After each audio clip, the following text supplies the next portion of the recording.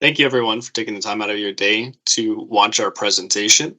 We're sorry that we couldn't make it to B-Sides Athens 2023, but we hope you enjoy this video and we hope to make it out next year. Today, my colleague and I are going to be presenting Doing More with Less, Securing Your Small Organization. So, a little bit about us. My name is Julian Botham. I'm a penetration tester at Valencia Risk. I've been here for about 2 years now. We're a small shop based out of Canada. And because it's such a small shop, I often get to wear many hats. So I also do TRAs, audits, and other forms of assessments. Handing it over to my colleague Pavle. Thank you, Julian. Hi, everyone. My name is Pablo Bozalo. I'm a risk analyst here at Valencia. I began my career focusing more on training, uh, delivering and creating it, and issuing simulated phishing campaigns, and gradually became involved in risk assessments and cyber audits of all kinds. Pleasure to be with you today. So why are we here? I think it's an important question to answer before we get things started. Pablo and I often work with small to medium sized organizations that don't have the resources, funding, or people to maintain a high security posture. So, what we've done is taken and created a hypothetical case study based on sort of what we've seen in clients, in headlines, and in just our own experience in the field to sort of illustrate that idea of a small organization that doesn't have what it may take to build a strong cybersecurity program. And we're going to use that to sort of paint a picture as to where many faults are and to make some suggestions. Pavle? That's right, Julian. So through this simulation example, for lack of a better term, we really hope to move the needle forward as regards cybersecurity. After our talk, we hope you'll walk away with 3 actionable ways to improve the cybersecurity standing of your organization. So I think it's a good idea to preface this presentation with what the landscape is right now. I'm sure many presentations at B-Sides are going to do something like this, so of course we have to as well. Well, what we're seeing is that ransomware is here to stay, and I think everyone knows that. It's looking like it's going to be a $230 billion increase over the next 8 years, and ransomware operators are making good money.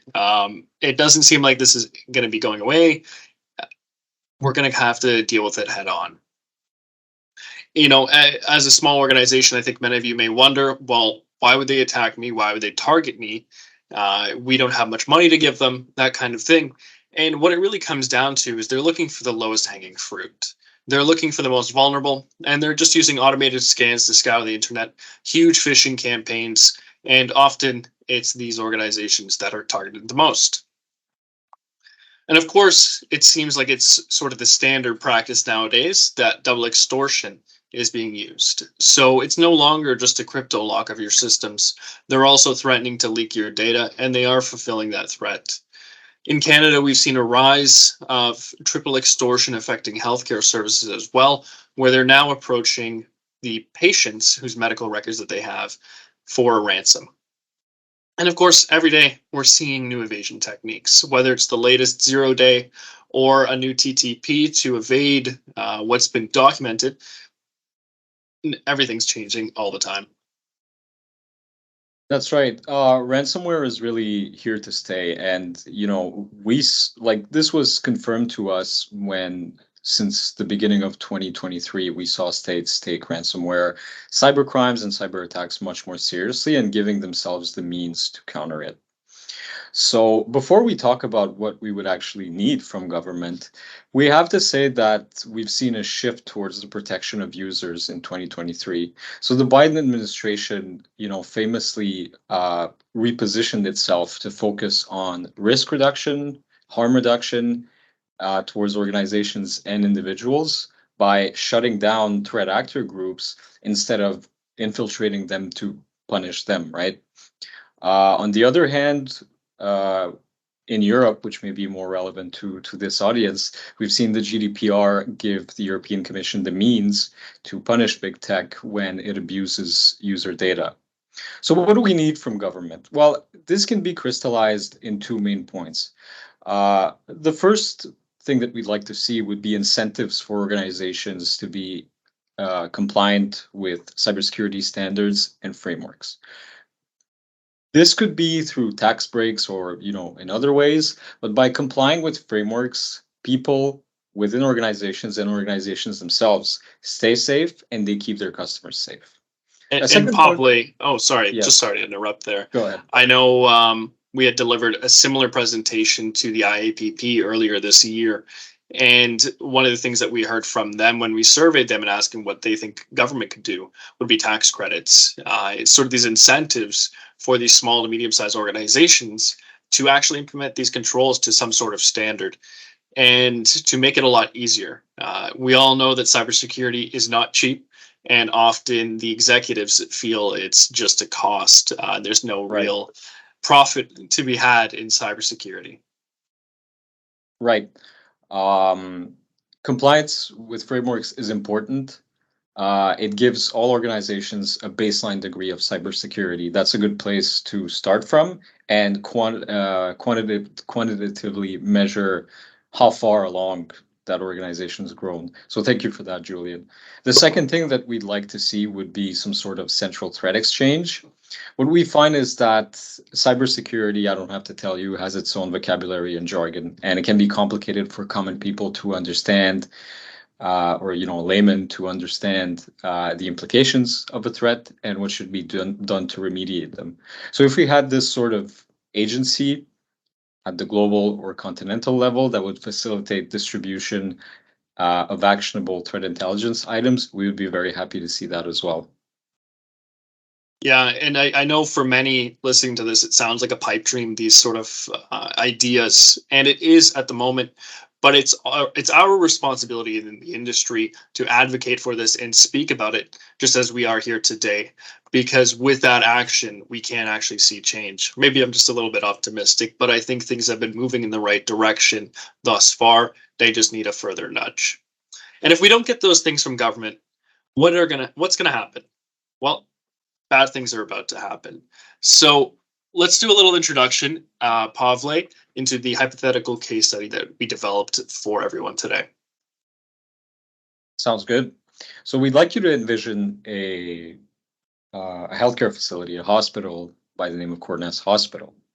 So it's a small hospital with a small IT shop that takes care of their cybersecurity. And a phishing campaign gets launched against the end users. And while most don't fall victim to that campaign, some of them do. And with several users downloading malicious programs embedded in the email, this leads to a widespread and undetected infection across the network of the hospital. Now, with that position, the attackers leverage it to gain domain administrator accounts and stay in the shadows, biding their time for several months. And the time came, the day struck, and the ransomware hit. Everyone was freaking out. The IT team was receiving emails from physicians, clerks, you name it. I'm sure their inbox was filled up as this sort of terrifying message scrawled across everyone's computers. The IT team, going to the executives, passed along this information and said, "Hey guys, we've been hit." As things were happening, the executives took their time to research what Bitcoin was and what a ransomware attack was. Uh, it appeared that the hospital website had been defaced.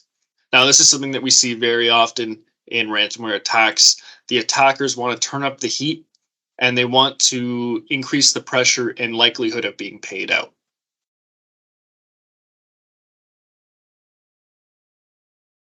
So then, as things are in our contemporary times, Twitter erupts in a fury. Everyone is talking about it. The executives look up what Bitcoin is, what ransomware is, and while they're doing that, they're put in a position where they have no other choice but to cobble together the crypto, take the hit, and pay the ransomware operators and threat actors. And I think this is really common, Pavle. So let's take a step back. and sort of distance ourselves from what happened and try to understand where their gaps were. So I think one of the important things to note here is that CSPLH, and of course you guys didn't know this, but they didn't have an idea of where their vulnerabilities, where their critical assets in their environment were, and how to protect them. They didn't know, whether or not they could function out without some of those services. If they'd be all right, if the workstations were crypto locked and they could turf those and rebuild them. But the medical records, of course, are their crown jewels in this case. They also didn't have an incident response plan that they had run through before. They didn't know what to do, as we kind of explained there. And I'm sure many people picked up on that.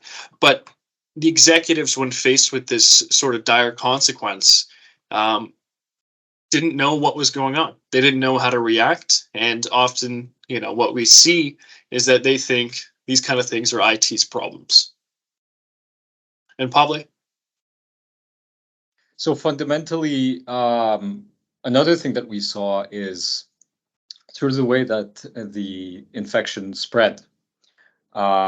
We saw that there was an absence of a cybersecurity culture at Corness. Now, the cybersecurity culture has two components. So that's one more formal one, which involves awareness training. Awareness training was not aligned with the current threat landscape. It wasn't gamified or interesting, and staff literacy wasn't tested in phishing campaigns. Most importantly, there wasn't a culture in which staff members felt like they could talk to executives about cybersecurity and where they understood their roles as stakeholders in furthering that culture of cybersecurity. So, what are we suggesting? I think the overarching theme for small organizations is to rethink your risk.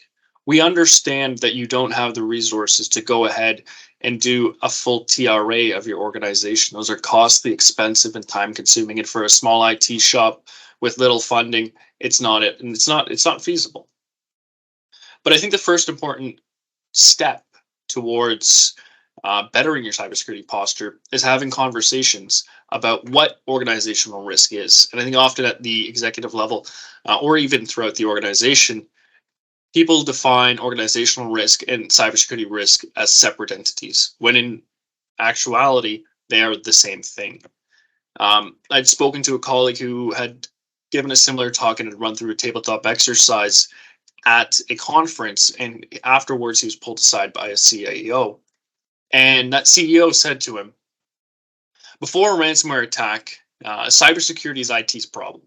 After it happens, it's our problem. And I think that really illustrates the sort of mindset that a lot of executives have, and a lot of people in the industry, in the outside of the industry have, is that cybersecurity really isn't our problem until something happens.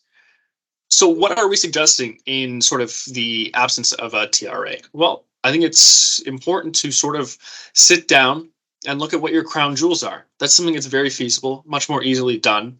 And just look at, okay, what are the essential business sort of units in your organization? What are these essential assets that you guys can't go without in order to function on a day-to-day basis?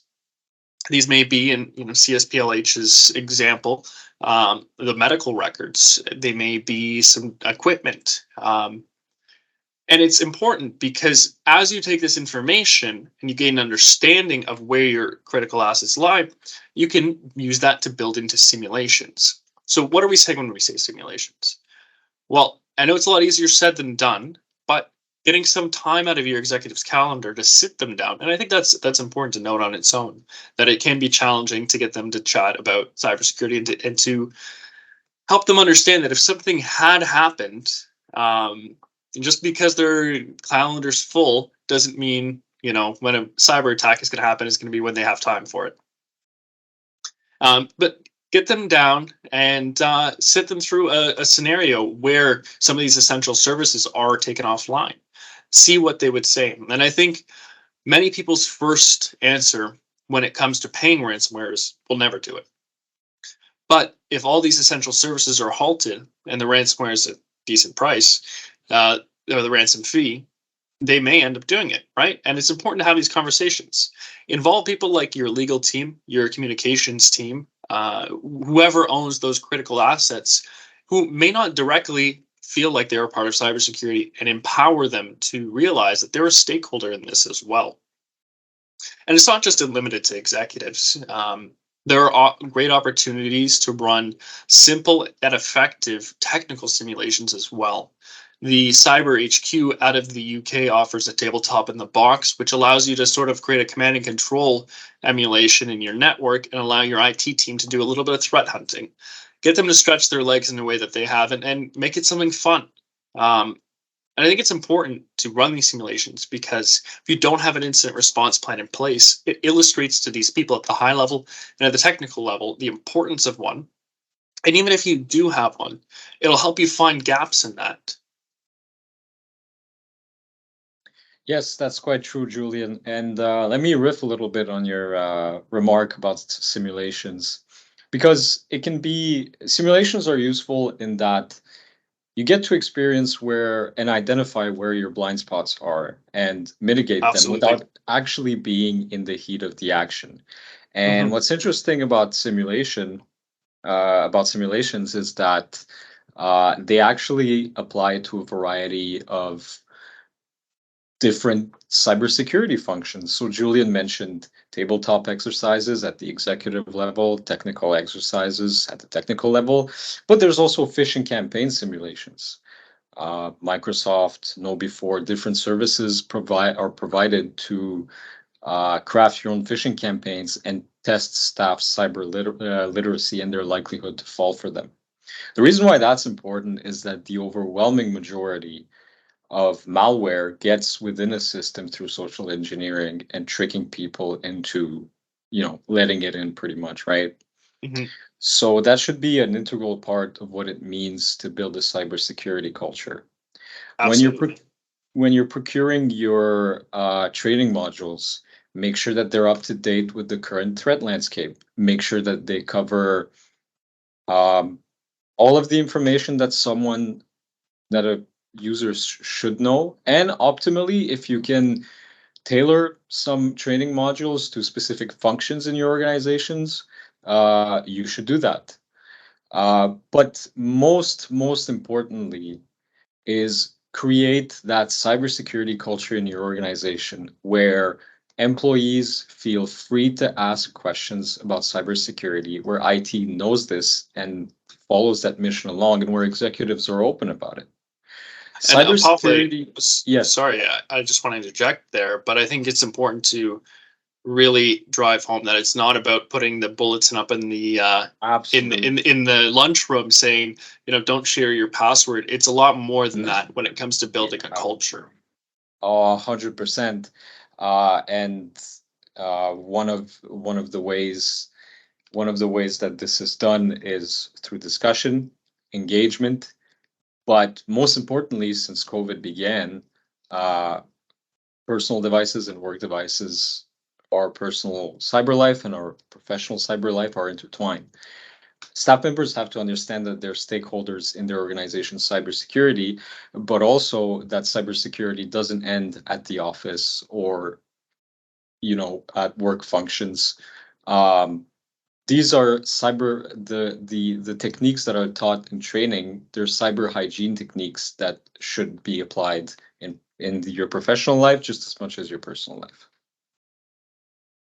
And so if we think if you're able to take these three things away to your company, apply them, we believe that you're going to be able to do more with less and secure your small organization.